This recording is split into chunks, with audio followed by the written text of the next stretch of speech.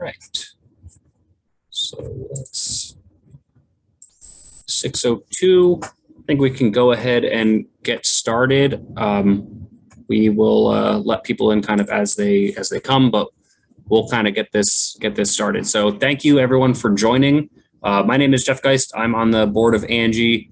We also have a few other Angie board members. If you want to do like a little emoji hand wave or anything like that, if you're on screen, there you go. There's a couple people. So while we're in the presentation, if you keep yourself muted, that would be great. There might be some time at the end for questions. And if you have any questions kind of throughout the presentations, feel free to put them in the chat and I'll monitor the chat and we'll ask them kind of at the end. So what we have here tonight is a presentation from 3 different panelists on the single-use plastics ban that is going into effect in New Jersey on May 4th. So we're going to talk a little bit about what the ban is and what that means for New Jerseyans and go into what the ban is and how we can use the ban and plastics and plastic pollution, utilize that a little bit in the classroom and some additional resources for schools and for teachers. So with that, I'm going to just make sure all of my panelists are co-hosts so we can let people introduce themselves. All right, so we have Joanne from New Jersey Clean Communities Council. Joanne, can you give a quick wave? There you go. There's Joanne. We have Grace Ann Taylor from St. Barnegat Bay. Grace Ann, there you go. And then Allison from New Jersey Audubon. There we go. So those are our 3 panelists for tonight. We're going to go in that order. So Joanne, I'm just going to turn it over to you and you can get started. And I will, I'll let you know when you start running out of time. Okay, please do. Good evening, everyone. As Jeff said, my name is Joanne Jamendon. I am the Executive Director of the New Jersey Clean Communities Council. I'm going to be giving an overview of the law itself. That is generally not my job. That is the DEP's job, but I'm going to try to do my best today to give you an overview of the specifics of the law, answer questions, but more importantly, talk about the outreach and education program that we're doing statewide, which is my job. So let's get started here and see if we can share a screen. Please tell me that's working. Okay, I got a nod. Oh, I'm gonna stop sharing because I already made my first mistake. Stand by. I have to click these 2 things. There we go. Now we're gonna kick it. Okay, that's me, Joanne. Before I talk about the law, I'm going to give you a brief 1-minute overview of New Jersey Clean Communities. For those of you that don't know what the Clean Communities Council is, we are a statewide nonprofit litter abatement organization. We provide grant funding on an annual basis to every county and every municipality in New Jersey. Last year, we gave out just under $21 million. We work with all the counties and the towns to coordinate implementation strategies for doing litter cleanup, doing educational outreach. There's a lot of funding at the local level, so I can certainly steer all of you to your county and municipal coordinators after this to see how you can get some presentations done in your school. And we obviously promote programs for litter cleanup, education, and enforcement, one of which is for the single-use plastics law. As you know, New Jersey's legislation is the most progressive bag ban law in the country. We are the 9th state to ban plastic bags, but the 1st state to ban paper bags at grocery stores only that are 2,500 square feet or more, and that does include Walmarts and Targets because they have grocery stores in them. There are 3 agencies involved in the implementation of this law that were named in the law itself. The DEP, of course, they are responsible for the implementation of the law, writing the rules and the regs, covering the FAQs. These websites are important, but I'm going to show them again in a later slide. Then there's the New Jersey Business Action Center, which is part of the Secretary of State's office, and then the New Jersey Clean Communities Council. And we share a role in doing outreach. They're doing outreach for businesses. We're geared toward just the general public, but obviously we work together because people are in businesses and businesses are people. So we meet almost weekly and we work together to figure out strategies. This is from Anjek, and they call this the plastic trifecta, which I love. I'm trying to do some graphics because I know teachers out there, kids are visual, and I'm going to share all this stuff with you after the fact. So this law deals with single-use plastic bags and paper bags in grocery stores, plastic straws, and polystyrene foam food containers. It's taken me 6 months to say that properly. Once again, I've really thrown in a lot of graphics. I think these are teachable moments. And this is something that I used in my previous role as a recycling coordinator and clean communities coordinator. How many billions of bags are made, that it's in the top 10 of the most littered items, and the fact that the average bag takes or is used for only 12 minutes. And it says it takes 1,000 years to break down. But we all know it never really goes away. It just goes down into microplastics. One of the things about plastic bags, once they get into the ocean, we all know they kill a lot of marine life because they look very similar to jellyfish, and turtles tend to eat them. And I won't go morbid on you, but we all know what happens after that. Plastics are everywhere. Clean Ocean Action does an annual clean sweeps program, and they calculate and identify and track every piece of litter that they've picked up for the last 36 years. And since 1986, they've picked up 14.1 million straws in New Jersey alone, which is amazing. And they calculate, or they estimate, that in New Jersey annually, on an annual basis, we use 4.4 billion plastic bags each year. So this law is going to have a far-reaching effect statewide, hopefully on litter. So what does the law say? The law prohibits all stores, every single store, every food establishment, every grocery store, every food vendor, every government agency, every school, from using single-use plastic carry-out bags. The caveat is in that terminology, single-use plastic bags. It doesn't prohibit grocery or garbage bags. It doesn't prohibit Ziploc bags. You just can't use the single carry-out handled bags that are meant for a one-time use only. Also bans grocery stores that are larger than 2,500 square feet from providing or selling single-use paper carryout bags. What is a reusable bag? It has to meet 3 criteria. Has to be made of polypropylene, PET, nylon, hemp, or other washable fabric. Has to have stitched handles. Has to be designed for up to 125 uses, and it also has to be washable.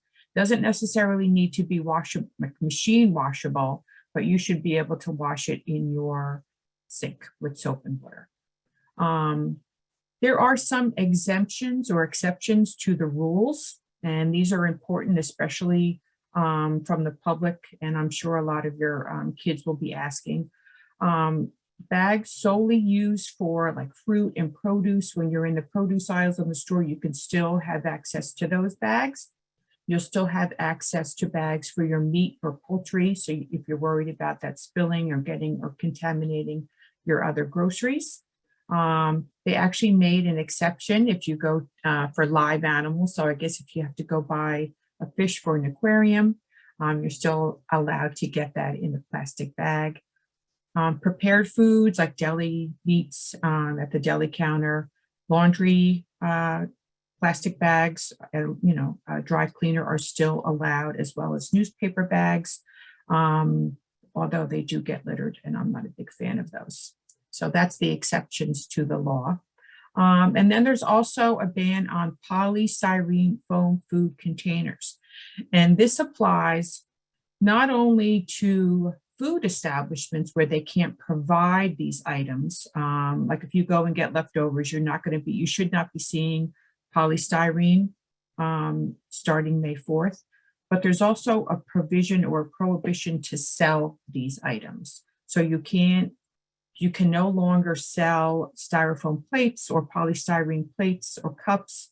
The only exception is if the material comes into the store pre-packaged, like say eggs come in a foam egg container, the soup comes in the polystyrene foam food cup, pre-packaged, you can still sell that. There are penalties for non-compliance, but I will say the goal is not on day one, on May 4th, to run out and start doing inspections and finding people. We're really focusing on education, compliance assistance, and those that are going to be doing the enforcement can go out and inspect you on May 4th and give you 30 days to come into compliance. But I just wanted to share with you what the enforcement policy looks like for New Jersey. We also have a Skip the Straw campaign. This is something I found that they were using out in California, so I threw it in here. November 4th, this law went into effect, although I'm sure most of you know not everybody still 6 months later is complying. There is not a ban on plastic straws, but it says we're supposed to request them, and that stores, convenience stores, Dunkin' Donuts, things like that should not provide them at the counter. They should have to ask. That is not often the case, but I think that kind of makes sense right now because everybody's just backed up with not having enough employees. So running around capturing a straw every time is problematic. So we have two campaigns that we've launched at New Jersey Clean Communities. One is our Bag Up NJ campaign, and the other one is Skip the Straw just for New Jersey. I hope if you learn one thing tonight, it's that we have a website with a lot of downloads and a lot of information, and it's bagupnj.com. This is what it looks like. We have a live ticker countdown to the bag ban, which is 7 days from today. I looked at it today. It's a little daunting. Most important place to go right now is the downloads page. I'm going to go through this stuff really quick because we have a lot to cover. We have web banners, cling artwork, sandwich board signs, flyers, billboards, tent cards. We have 7 different languages available right now. So if you want to do a post on your social media, you have a bunch of different languages to choose from. If you want to provide shopping lists to the parents or to the kids to remind them to bring reusable bags, we have that available in 7 different languages. If you're doing events and you want to have a sandwich board sign at your town, your PTA meeting, we have that available. We also have business cards and tent cards. If you want to do an announcement over your school communications system, we have 7 different PSAs, different 15 seconds or 30 seconds. I would recommend the general PSA that we have, and it talks about Earth Day. We have one there from the Food Council, but that's really specific for grocery stores. Once again, all this is available at bagupnj.com for free, downloadable. We have a whole bunch of different flyers and cards that you can print out and give out if you would like to. Hopefully, a lot of you have seen billboards all over New Jersey. As I said, we give out grant money to every county and town in New Jersey. So a lot of them are using their grant money to do some education and outreach. We're also doing some reusable bag giveaways, but we decided to not just give out any old bag. We're actually highlighting different iconic locations from throughout New Jersey. We only have 4 bags printed and in so far. We have a boardwalk theme, a waterfall theme, a wildlife theme, which is very popular. And that was actually designed to be kid friendly because we want kids to say, oh, let's bring the turtle bag to the store with us. And we have a waterfront theme. And our hope is over the next 3 years of our campaign to highlight every county at least on 1 bag. We're doing outreach to motor vehicle. We're doing outreach with New Jersey Transit. So every time the bus goes by in the next couple of months, look and see if there's a plan for the ban logo on the side or on the back. We're doing outreach to New Jersey Advanced Media. I think almost everyone has seen an article in any of the local or statewide papers or on NJ.com in the last few weeks. So I think we're doing our job. We're also on a lot of radio stations, including paid Spanish and Asian and Indian radio. I'm going to try to show you a video. I'm hoping it's going to work. This is also on our website. It's about 40 seconds, and we have it with subtitles as well. Hold on. Get in the habit now of bringing your own reusable bags with you when you go to the store. Beginning May 4th, New Jersey law will prohibit all grocery and retail stores and food establishments from providing single-use plastic carryout bags. Grocery stores equal to or larger than 2,500 square feet are also forbidden from using single-use carryout bags. Instead, you'll need to bring your own bags with you. New Jersey is eliminating single-use carryout bags to prevent litter and protect our environment, our water, our land, and our wildlife. Our state is moving towards a better, more sustainable future. New Jersey's plastic and paper bag ban starts May 4th, 2022.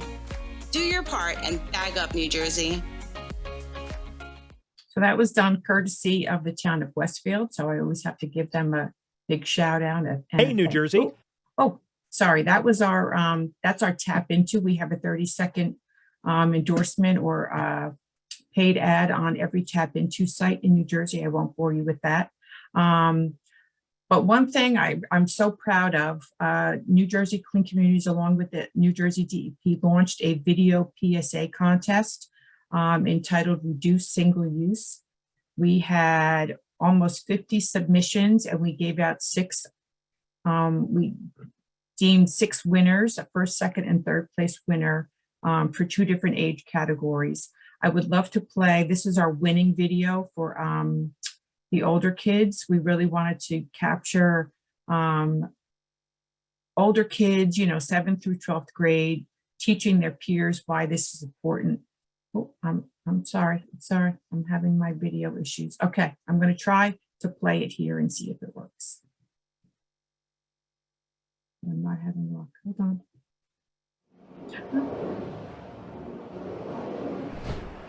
Scientists predict that by 2050, there will be the same amount of plastic in our oceans as there are fish. This is why New Jersey has created a single-use plastics law.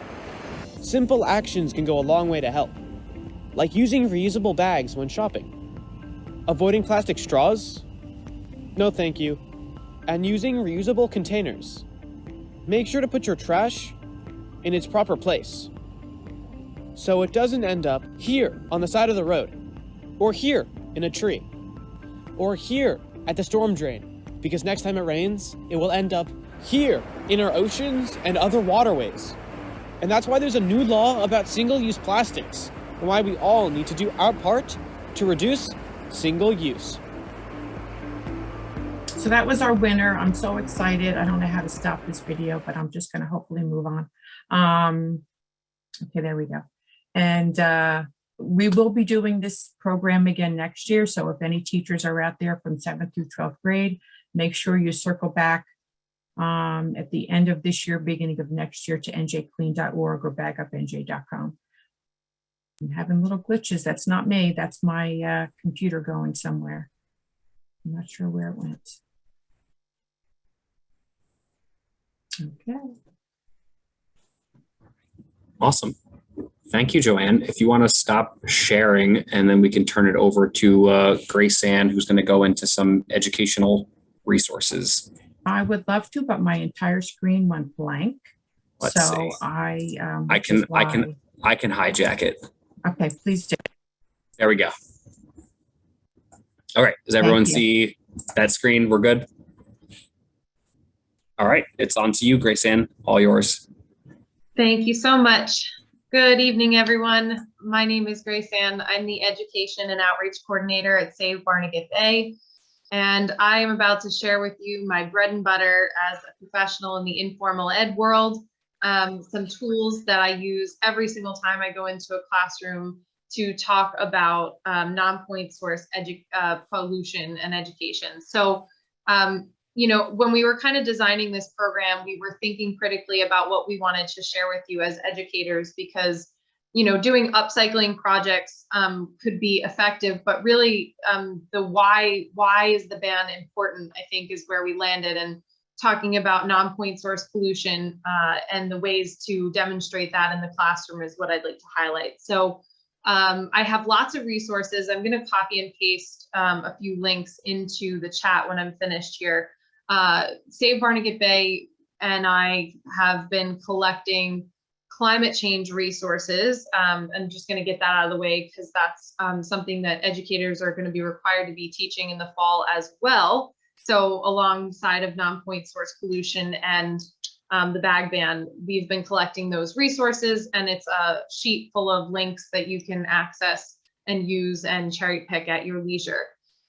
We also have lesson plans, which today I'm going to show you a little part of one of them that we've been developing alongside interns, staff here at Save Barnegat Bay, and also the College of New Jersey and the faculty there. And so what we're trying to do is empower educators across the state of New Jersey to use their local environment. And obviously we're focusing on Barnegat Bay, but that doesn't mean that you have to use Barnegat Bay. Aligning these lessons to next generation science standards, climate change, and obviously these local issues like the bag ban. I'm going to talk about the watershed ambassadors for a second here, and then I'll talk about them again. They are a free resource, and one of the biggest things that they do is focus on educating the community about non-point source education pollution. So watershed ambassadors, there's 20 watershed management areas in the state of New Jersey. Each one is assigned an ambassador between the months of September and July. That person is serving AmeriCorps, and so it will cost you nothing to invite the watershed ambassador into your classroom or your venue, as long as you book them before they're completely, obviously, overbooked. And they will come into your classroom with some educational tools if you, for some reason, don't have access to a nature center or an informal educator like myself.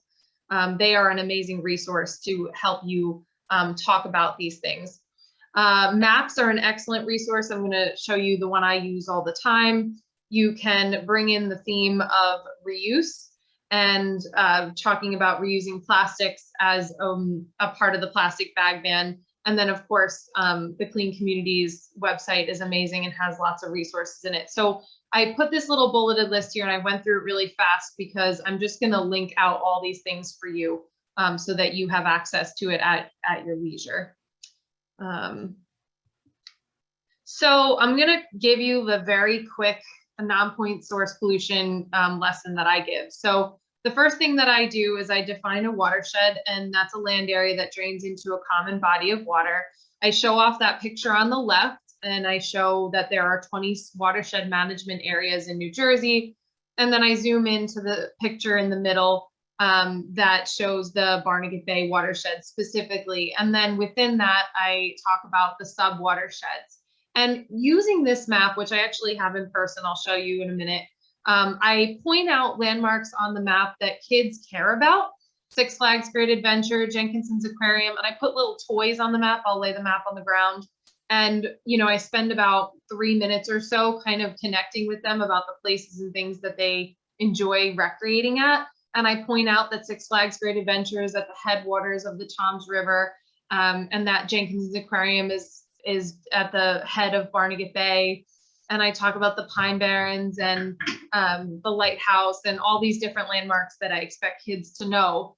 And then I tie in the rest of the conversation into talking about all the water that's in our watershed. So it's not just the rivers, creeks, and streams that you can see apparently here in the map, but also all of the rainwater and all of the groundwater. So I start here for all of my pollution conversations, because if we don't understand, I think, where we are in space, it can be kind of hard, I think, for us to connect to the rest of the conversation. So it's just how I choose to do it. And you can access this kind of information on Google Maps without too much trouble. If you could flip the slide. So this is a quick and dirty graphic that I pulled offline. So I like to just kind of point out to everyone that it's often non-point source pollution are things that are coming from our behaviors. Particularly in Ocean County, we don't have a lot of large industrial pollution. Most of it is coming from people's behavior. So stuff that comes out of cars, all kinds of liquids, dog waste, animal waste, oils, pesticides, herbicides, fertilizers, detergents, everything. And all of it is going down into the storm drain system that ends up in our waterways.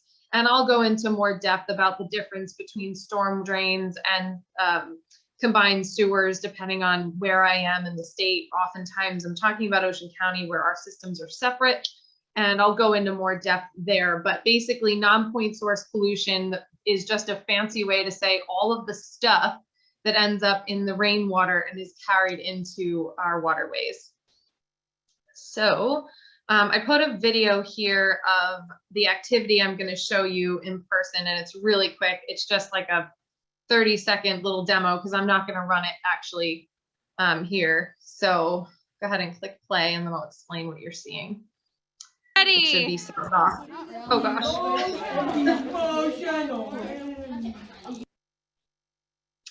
Awesome, thank you.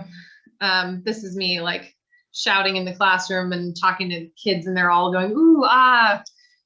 So I'm going to show you in real life some of the tools that I used here in this video. So just in this video, you can see that there's oatmeal kind of there in the soil. There's also coffee grounds, which you can't see. And so I'm going to kind of talk about the pros and cons of using this really quickly in the classroom. That way you can adjust and see if it works for you. So I'm going to ask Jeff to pause screen share. And I'm actually going to switch from my computer to my phone. So just give me 1 second here.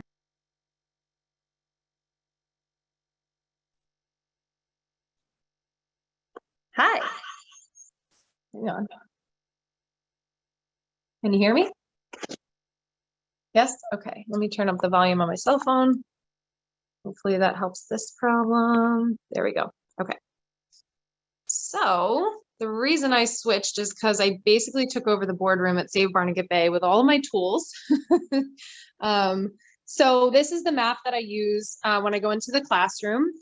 This map, I vaguely saw a question come into the chat. It's made of Tyvek, and I have someone who loves me very much who printed this map for me so that gross sticky fingers don't completely ruin it. And I'll go ahead and like put my little things on the landmarks so that kids figure out where they are. I'll talk about the sub watersheds, and I'll also like put a little rubber heart. I have these little toys, and I'll put the little heart on their school. So I was just at Stafford Elementary School this week, so I'll put a heart here, and again, just making that connection to this local body of water that's going to end up in Barnegat Bay. So when we're talking about non-point source pollution, we can use a lot of different things to represent other things. So we have two tools here. So I'll share this one with you first because it's the big, colorful, pretty one. You did not see a video of this, but this is called the Enviroscape. That's its brand name. So it's a thing you can buy. It's a lot of money. It's probably close to $1,000. All these little tools are special made for it. But the good news is if you can't afford to buy one of these, it's totally okay.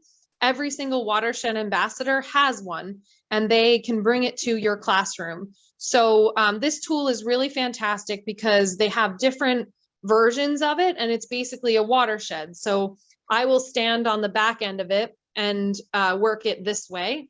And I use this water bottle that has holes in the top, if you can kind of see. And when I use the water bottle, I can make it rain, which you can kind of see in the video, but not so great. And then I use lots of other tools to represent pollution. So I will use things like food coloring water, and I will use coffee because it's really dark. And then I'll use, I actually ran out of black beans and oatmeal, but I love using those things because they're not sticky.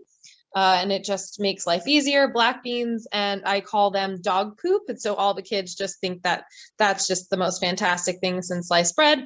And then I also use the oatmeal for plastic. So they're really big and obvious, like when you drop them on these tools so you can see them. And then I'll use something like Kool-Aid powder, and I'll be really sparing with it because it's so sticky. And then basically what I'll do is I'll explain what each element is, and then I'll use rain to push it all into the waterways. And you should vaguely be able to see the red stuff running into the bay. So like I said, if you can't access an Enviroscape or borrow one, you can certainly ask your watershed ambassador to bring one to you. But if you'd like to design something for your classroom, for your students all on your own, there's a tool that between Jeff and the rest of the team here at Save Barnegat Bay, we discovered this tool. So this is a paint tray. I think I bought this for like $3 or $4 at the hardware store, and I bought the like hefty ones so that I can use them for the rest of forever, because I'll be doing these programs forever. And these are little model tools from the Enviroscape, but you can buy little Lego houses or whatever to represent the watershed. This is just potting soil. And I have rocks and sponges and cotton balls and straws and toothpicks, some really easy supplies to get your hands on. And so with this project, you can choose to do it 2 different ways. So if you're trying to show non-point source pollution, I would actually, if you're just trying to approach non-point source pollution with children and not giving them anything else to worry about, I would actually use this without the soil and treat it like this hard plastic where you can just kind of let stuff run off really easily and show the visual. Use the same tools. So you're going to use the Kool-Aid, you'll use the coffee, the colored water, you'll use oatmeal and black beans, and you can build kind of the same thing, put water on it and let it run down. Or you can add another element to this project where you have the students install green infrastructure where they are going to try and keep the soil and the water from draining into your waterway. And then it's kind of a design challenge, STEM, related, and they have to kind of, build whatever version they want of things that they can try to keep the water and soil and everything in there. You can buy these little miniature Play-Doh things. The Play-Doh pretty much gets completely mutilated by the time you're done with this project. And then similar to the Enviroscape, I'm not going to do it for the sake of my sanity cleaning it up. You can put the water on it and have it drain down and have them see the differences between no green infrastructure versus having green infrastructure. And just quickly, green infrastructure is just supposed to help you filter water, basically, simplest way to put it. So you can have them do that exercise. I will say with this soil, the soil runs down as you saw in the video before. So you just maybe want to use a like a less fine soil when you buy it and use it for your watershed. But it has this like little slope here. So you can create that space to have the kids basically see the difference between a clean bay and polluted bay. So once I dirty this thing up, and this is really the better place to see it, everything piles up over here, and then they really get the point that non-point source pollution is causing this waterway to be very dirty. So again, just to reiterate, when we were talking about this program and trying to decide what tools we wanted to give you as educators, we felt like the why was really important, because what's the point of the bag ban if we don't understand why?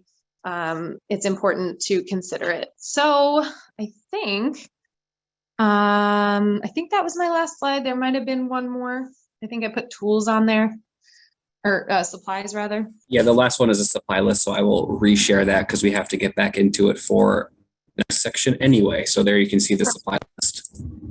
Cool. So it's pretty simple. And again, all these tools are very, very easy to mix, match, and adjust. And so what you see there at the bottom is a link to the lesson that has the paint tray instructions and some support materials, support links. And I'll put all of this in the chat as Allison gets started. And that way you'll have the links, but also please feel free to reach out to me or any one of us to get more resources on trying to help your students understand non-point source pollution and why the plastic bag ban is important in the first place. Thank you. Thanks, Grace Ann. So we'll go shift gears over to Allison. So Allison, I am ready whenever you are to get started.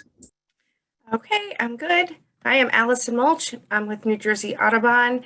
And I thought I'd focus on the idea of students reducing plastics and waste through student action at schools. Our next couple slides, they're not just going to be about plastics, but they're going to be overall waste in general, because that tends to be the way that schools go into this topic. So I put up this slide here. MSW, what that stands for is Municipal Solid Waste. And this is the materials that were tracked in 2018 in all of our landfills. So if just in our chat, you could take a look at this graph and just tell me the first thing that comes to mind when you're looking at this. And I know there's a bunch of questions in the chat as well. We'll get to them after my presentation.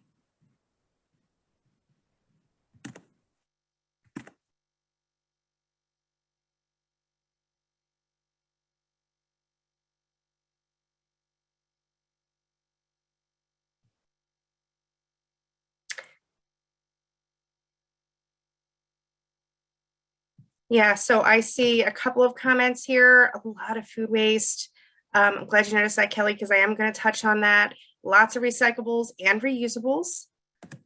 I won't wait any longer because I learned as an educator, stay quiet for, it takes a little while, a delay, right? Okay, you can go ahead and show that video. Before you do, this video was created by an intern that we had through PSCNG. So she created 3 videos we're going to show. If you have a compost pile at home, it should only take a short amount of time for organic materials like food scraps and cardboard to break down and be able to be used as fertilizer. However, if these items end up in the landfill, this is not the case. Landfills lack both moisture and oxygen that are necessary for aerobic decomposition. Plus, instead of being turned like compost, waste in landfills is compacted. As new items are added to the waste pile, they are squeezed together. Everyday items take longer to break down in landfills, and the inside of every landfill is different. Varying conditions within the landfill lead to varying decomposition rates. So there are estimations for how long it takes items to break down. Aluminum cans take about 80 to 100 years to decompose. Cardboard takes about 2 months to decompose. Fishing line takes 600 years to decompose. Wax-coated milk cartons take about 5 years. Cigarette butts take 10 to 12 years. It is estimated that glass bottles take 1 million years. It takes a plastic bottle 450 years to decompose in the landfill. However, plastic never really goes away. It just breaks down into small pieces called microplastics.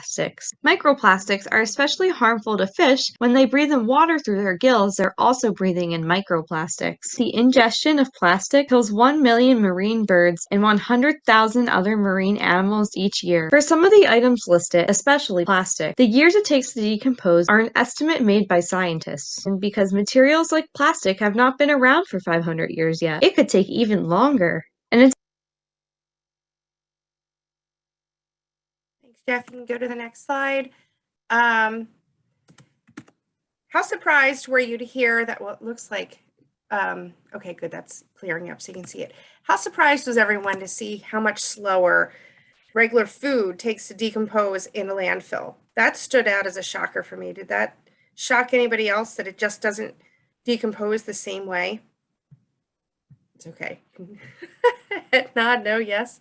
Well, here's the other items that are ending up in the ocean garbage. I just put this slide here so you can see what else is getting out there. Fishing line, the 600 years, it's because of the fact it's all being squeezed together and it's not getting that oxygen. So that really stood out to me. Next slide. Okay, so what does food waste, plastic bags, climate change, and methane gas have in common?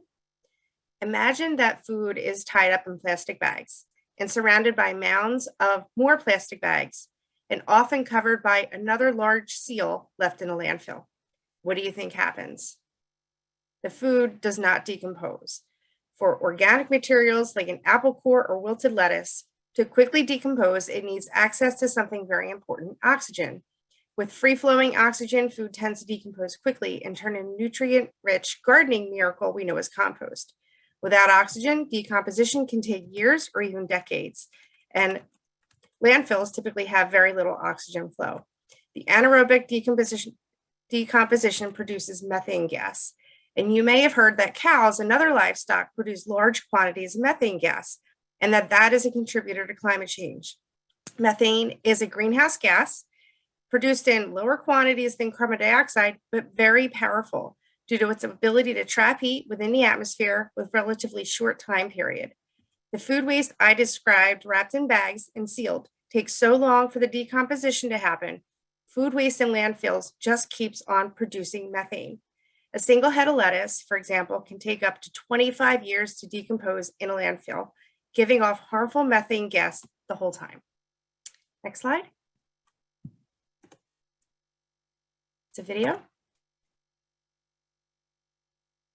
To complete an audit at school, you'll need the help of students, teachers, and custodians. You will also need tarps to lay out the waste on, gloves, extra trash bags and recycling bins, and scales to weigh the trash bag. Once you are set up, you can go through all the waste the school makes in one day. When you're finished, look at your results and think of ways your school can improve to reduce their waste.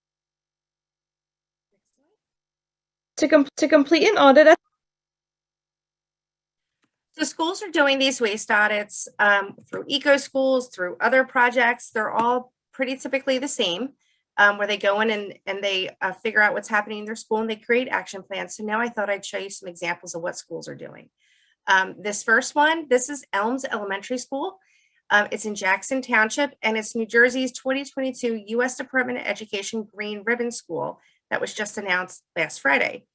Their K-5 science curriculum engages students in STEM principles and environmental design.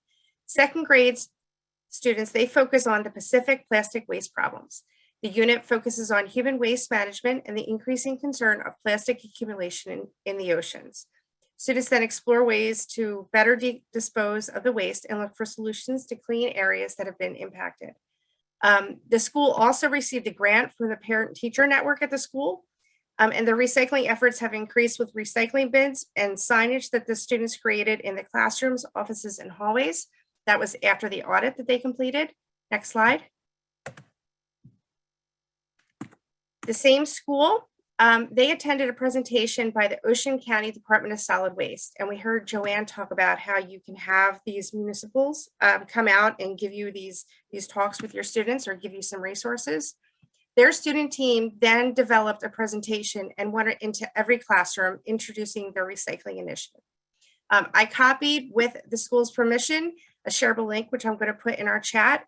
That's a copy of their presentation. It was so well done that I thought you could take it, change it. This is a copy, so just make another copy so you're not deleting my copy, but then your students could contact your municipality and ask the questions and give the same presentation. The school also participates in the Crayola Color Cycle program. They partnered with the Jackson Township Department of Public Works in a challenge to collect 500 pounds of plastic. As a result, the Trix Company donated a high-performance composite bench for a 9/11 memorial at the Jackson Township Municipal Building.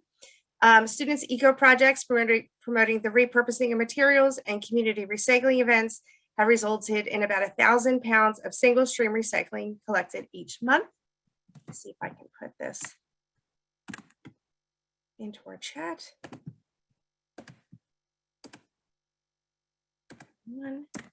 Okay, there's their presentation. Next slide. Okay, so students are creating signs like the one that is here. That's useful because now they're engaged in learning. Sometimes these work better than those beautiful signs that you purchase. They look great, but the students learn better when they create the sign like this. Next slide. This is students from the George L. Catrambone Elementary School that's at a Long Branch. So what you're seeing here is a greenhouse they constructed out of recycling water bottles that they had got off their school. What I really liked about this project was it was an engineering design challenge, and the first design blew down. It the wind just took it right down. So they rethought about their design and they wanted to stabilize it with these white pipe PVC pipes. So they ended up using 2-liter recycled bottles from their community. And now this greenhouse, it's about 6.5 feet tall because I've stood inside there with New Jersey's First Lady.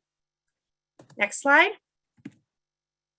And then schools are conducting cleanups, not just on their grounds, but also in parks. They're also doing beach cleanups and even canal cleanups. So there's a couple examples here, schools in New Jersey. Next one, next slide.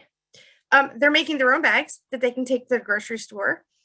So here's some recycled Kool-Aid, Cool Jams that the students collected to make their own bags. Next slide. They're also doing fashion shows out of recycled materials. They're doing this with the little kids. And the next slide. Even the teenagers at the high school, they're doing the same thing. They had a Discover Trash dance off with recycled materials. Next slide. And letting the kids come up with ideas and do presentations at the school board. That's a great way to engage the community. Next slide. Here's another thing you can do with your students.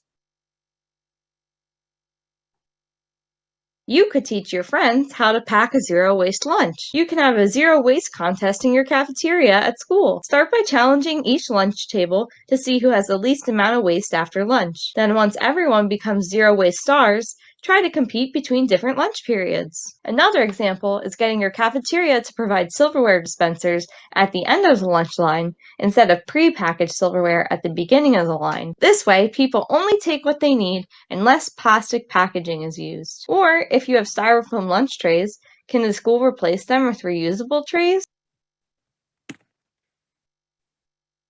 You could teach your friends how to...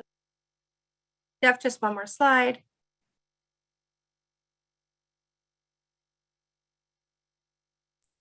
Sorry, 1 second. It That's is okay. being difficult. There we go.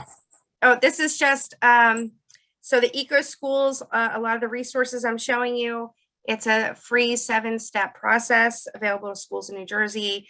And that's where you can get your consumption and waste audit. I'd shown a copy of that completed, and the students can do their action plans. These are some other projects pictured here. Okay, that's my presentation. We can answer some of their questions. Awesome. Thank you all so much. This was great. I learned a lot. I really like the fashion show thing. That's a really cool idea, the recycled fashion show. So if anyone has any questions, we have a few minutes left. I think we kind of got some of them answered. I know Joanne went through and answered a couple questions. Here's one that Kelly had that I know Joanne already answered, but if we could do it again, it might be interesting. Does the single-use ban also include paper shopping bags that would be at a mall or other retailer? No, only the only ones that are prohibited from using paper bags, per the definition, is a grocery store that's 2,500 square feet or larger. The only kink to that is, you know, the Walmarts and the Targets now, because most of them have grocery stores. They are, per the definition, considered a grocery store. Everyone else just can't use plastic bags. Awesome. Are there any other questions for any of the three panelists that we've had? And Allison is going through and adding links to all of her stuff in, so thank you for that. But if there's any other questions, feel free to put them in the chat. We have a few minutes. If anyone wants to unmute themselves and ask a live question, we can do that too.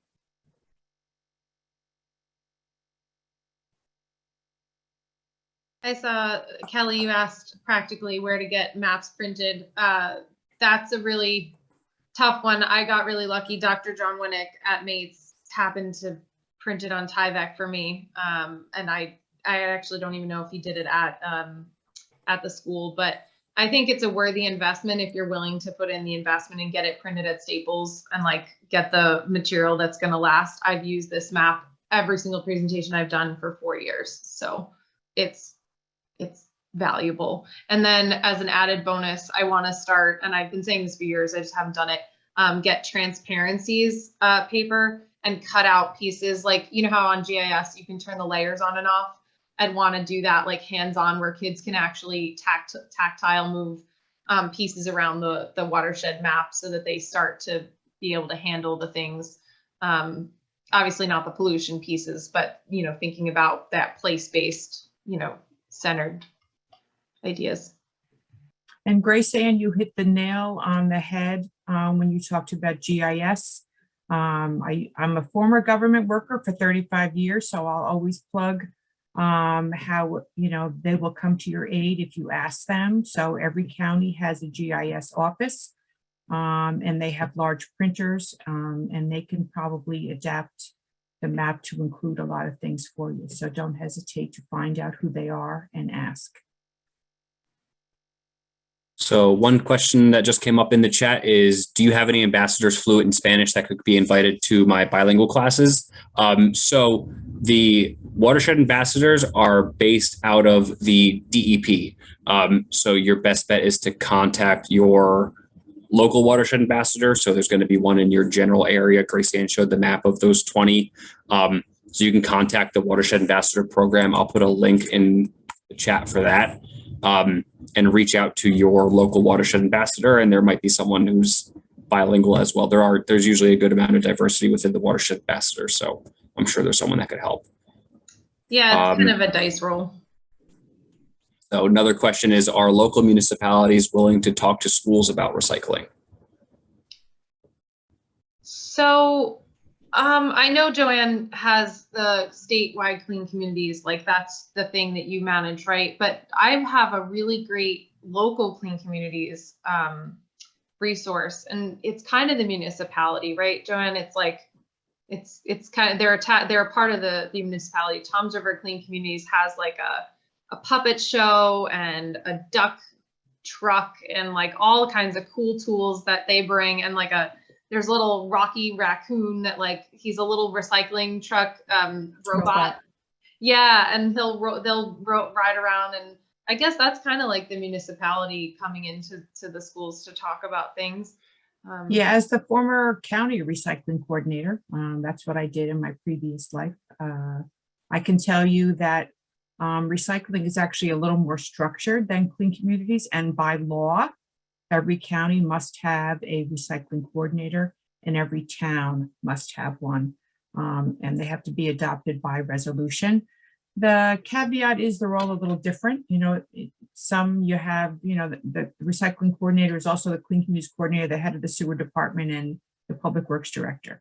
So it varies town by town if they have the ability to come out. But whether it's the county coordinator or the municipal coordinator, I'm sure there's someone that could help. Thank you. Hi, I have a question. Go ahead. Curious about like with recycling. I know there are different, it's like they say plastics specific numbers, but it's not clear. Like if you have envelopes that are paper and then they have plastic on them, or just like the nuances of what can be recycled, like Tetra Pak, it says it can be recycled, but where? How do you find out more detail about that? Yeah, you can't go by the packaging. If it says it's recyclable, it doesn't necessarily mean it's recyclable in your town or in your county. All 21 counties have different mandated items, and certain things are recyclable, but they're not recyclable in your curbside mix. Just like a plastic bag, it's recyclable, but we certainly don't want people putting plastic bags in their curbside container. And you have to investigate to see if your town or your county has programs specific for that item. But generally, all we want in the curbside mix is your bottles, cans, and if you do single stream, plastic and cardboard. But I would check with on your municipal website. Most importantly, New Jersey has paid, the New Jersey DEP has paid for a free app. It's called Recycle Coach, and all 21 counties, I believe, are participating.